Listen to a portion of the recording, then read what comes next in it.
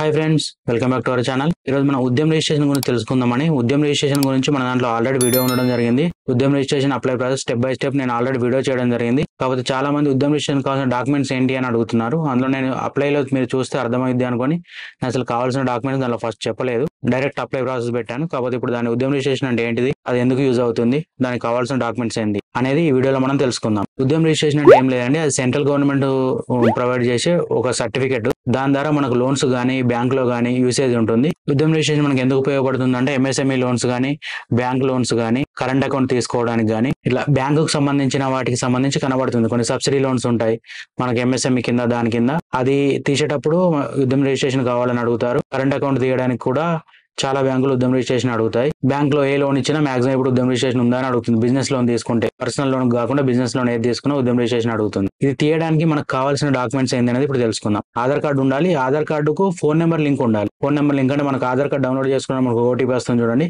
అలా ఆధార్ కార్డుకు phone number link ఉంటే మాత్రమే ఉద్యమ రిజిస్ట్రేషన్ అప్లై చేసుకోవడానికి వీలవుతుంది. లేదు అంటే ఉద్యమ రిజిస్ట్రేషన్ అప్లై చేసుకోరాదు. పాన్ కార్డు ఉండాలి. దాంతో పాటు మీకు పాన్ కార్డు కూడా ఉద్యమ రిజిస్ట్రేషన్ అప్లై చేసేటప్పుడు అడుగుతారు. పాన్ కార్డ్ డీటెయిల్స్ కూడా ఇవ్వాల్సి ఉంటుంది. మీకు ఒక అకౌంట్ డీటెయిల్స్ ఇవ్వాలి. ఏదైనా ఒక బ్యాంకు అకౌంట్ డీటెయిల్స్ కూడా ఇవ్వాల్సి ఉంది. మ్యాండేటరీ కాదు, కాకపోతే దాంట్లో ఫిల్ చేయాల్సి ఉంటుంది. మీకు బ్యాంక్ అకౌంట్ డీటెయిల్స్ ఉంటే అవి కూడా ఫిల్ చేసుకోవచ్చు ఉద్యమ రిజిస్ట్రేషన్ అప్లై చేసేటప్పుడు.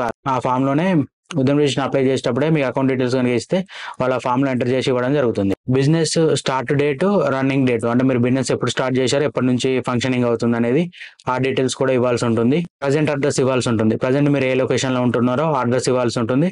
నెక్స్ట్ మీ బిజినెస్ లొకేషన్ ఏందో బిజినెస్ అడ్రస్ ఇవ్వాల్సి ఉంటుంది. మీరు ఉంటున్న అడ్రస్ ప్లస్ మీరు బిజినెస్ చేస్తున్న అడ్రస్ రెండు దానిలో ఎంటర్ చేయాల్సి ఉంటుంది. బిజినెస్ లొకేషన్ అంటే లాటిట్యూడ్ లాంగిట్యూడ్ రెండు మ్యాప్ చేయాల్సి ఉంటుంది.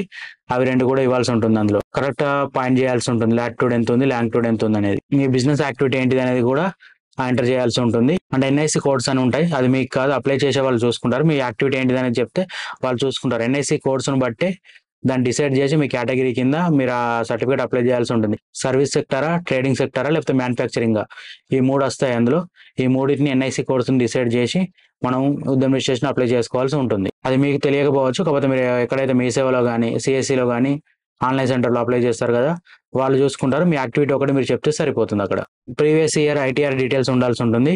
అంటే కొత్తగా పెడుతున్న వారికి ఐటీఆర్ ఉండదు, పాత వారు అయితే మాత్రం ప్రీవియస్ ఇయర్ ఐటీఆర్ డీటెయిల్స్ ఇవ్వాల్సి ఉంటుంది. జిఎస్టీ డీటెయిల్స్ ఉంటే జిఎస్టీ డీటెయిల్స్ కూడా ఇవ్వాల్సి ఉంటుంది. ఓకే ఫ్రెండ్స్, ఉద్యమ రిజిస్ట్రేషన్ కావాల్సిన డాక్యుమెంట్స్ ఏంటనేది తెలుసుకున్నారనుకుంటా. ఉద్యమ రిజిస్ట్రేషన్ అంటే ఏంటిది అనేది కూడా తెలుసుకున్నారనుకుంటా. ఇంకా మీకు దీని మీద ఏమైనా సందేహాలు ఉంటే నాకు కింద కామెంట్ చేయండి. ఇంకా మీకు ఏదైనా పూర్తి వివరాలు ఉద్యమ రిజిస్ట్రేషన్ గురించి కావాలనుకుంటే నా డిస్క్రిప్షన్లో ఇన్స్టాగ్రామ్ లింక్ ఇవ్వడం జరుగుతుంది. అక్కడికి వెళ్ళి ఫాలో అయ్యి నాకు మెసేజ్ చేయండి, మీకు రిప్లై ఇవ్వడం జరుగుతుంది. ఓకే ఫ్రెండ్స్, ఈ వీడియో కనుక నచ్చినట్లయితే లైక్ చేయండి, షేర్ చేయండి, సబ్స్క్రైబ్ చేయండి. Prasad online tech. Thank you.